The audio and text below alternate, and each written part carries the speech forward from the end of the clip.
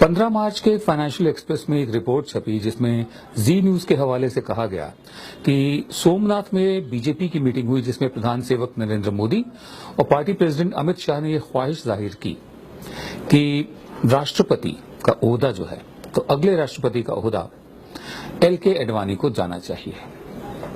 ये गुरुदक्षिणा होगी, गुरुदक्षिणा। राष्ट्रपति का ओहदा गुरुदक्षिणा।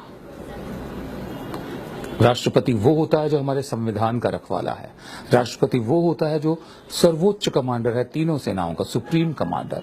राष्ट्रपति पूरे राष्ट्र का सरपरस्त है और राष्ट्रपति का ओहदा गुरु दक्षिणा में।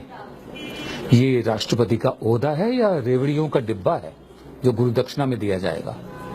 ये राष्ट्रपति का ओहदा है या आगरे की पेठे की मिठाई है जो गुरु दक्षिणा में दी जाएगी? ये राष्ट्रपति का ओहदा है या एकलव्य का अंगूठा है जिसे काटकर गुरु दक्षिणा में दिया जाएगा?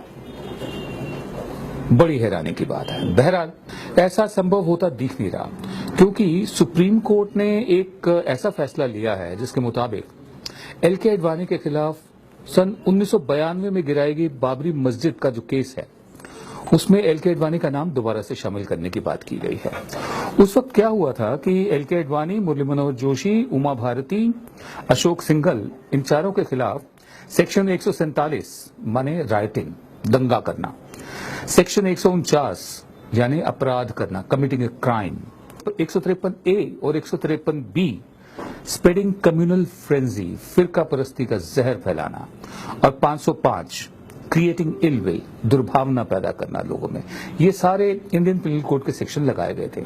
इसमें से एल.के. एडवाणी, मुरली मनोहर जोशी, उमा भारती का नाम निकाल दिया गया था, बाकी नाम रखे गए थे। बाकी नामों में हैं साध्वी रितंबरा, गिरिराज किशोर, विष्णु हरि डालमिया और विनय कटियार, इन तमाम लोगों के नाम हैं। लेकिन सुप्रीम कोर्ट ने एक फैसला किया कि नहीं, एडवाणी का नाम जो है उसे निकाला नहीं जा सकता। अब अगर चार्जेस हैं तो राष्ट्रपति का ओहदा कैसे गुरुदक्षिणा में दिया जा सकता है, कैसे? उधर सुप्रीम कोर्ट ने कहा है कि जो बाबरी मस्जिद का मामला है, राम जन्मभूमि बाबरी मस्जिद का जो मामला है, इसको दोनों पार्टियां आपस में बैठकर तय करें, आउट ऑफ कोर्ट सेटलमेंट करें। सरकार शायद इसी के इंतजार में थी। फौरन एक मंत्री का वक्तव्य आया, सरकार को बहुत खुशी होगी अगर वो मध्यस्थ की भूमिका निभा सके। उच्चतम न्यायालय का यह सुझाव अभी के समय में थोड़ा अटपटा इसलिए है कि दोनों पक्ष समान नहीं है। यह कहा जा रहा है कि मिल बैठकर बात कर लें।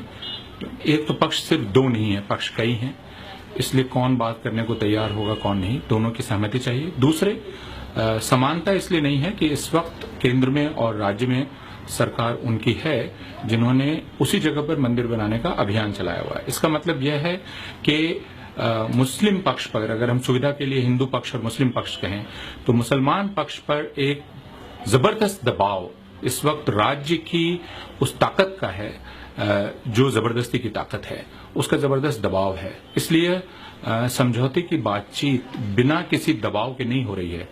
तीसरे कि अगर उच्चतम न्यायालय का कोई व्यक्ति, कोई प्रतिनिधि उसमें बैठ गया तो फिर एक दबाव में मुस्लिम पक्ष रहेगा, क्योंकि वो पहले से ही कमजोर पक्ष है और उस पर समझौता करने का दबाव बहुत ज्यादा रहेगा। और अगर वो समझौता करने को तैयार नहीं होगा तो सार्वजनिक छवि उसकी बिगड़ेगी।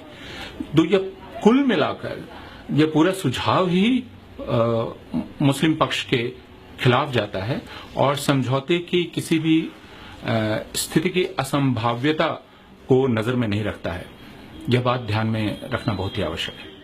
अब सवाल ये उठता है कि सन 92 का मामला अभी तक चलता आ रहा है, हमें कोई हैरानी नहीं हुई क्योंकि हमारे मामले लटकते ही रहते हैं, लंबे रहते हैं, उसमें तो वीवीआईपी इन्वॉल्व है।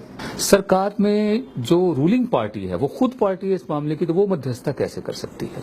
और सुप्रीम कोर्ट को अगर मध्यस्थता ही करनी थी, मीडिएट ही करना था, तो इतने साल खामोश क्यों बैठी रही? अपने आप में ये भी सवाल है। तीसरी बात, अगर मध्यस्थता होती है, आउट ऑफ कोर्ट सेटलमेंट होता है, तो उससे पहले जरूरी है कि इंसाफ हो। जो लोग बाबरी मस्जिद के विवादित ढांचे को गिराने के जिम्मेदार हैं, जो अपराधी हैं, जिन्होंने गुनाह किया है, जैसे कि सेक्शन बताते हैं जो मैंने आपको बताया, उनकी क्रिमिनैलिटी, उनका अपराध एस्टैब्लिश किया जाए, पहले उनको सजा हो, उसके बाद आउट ऑफ कोर्ट सेटलमेंट हो। इंसाफ इंसाफ तभी कहलाएगा। लेकिन क्या ऐसा मुमकिन है क्या सुप्रीम कोर्ट ऐसा करेगी? आप भी सोचिए, हम भी सोचते हैं, देखते हैं।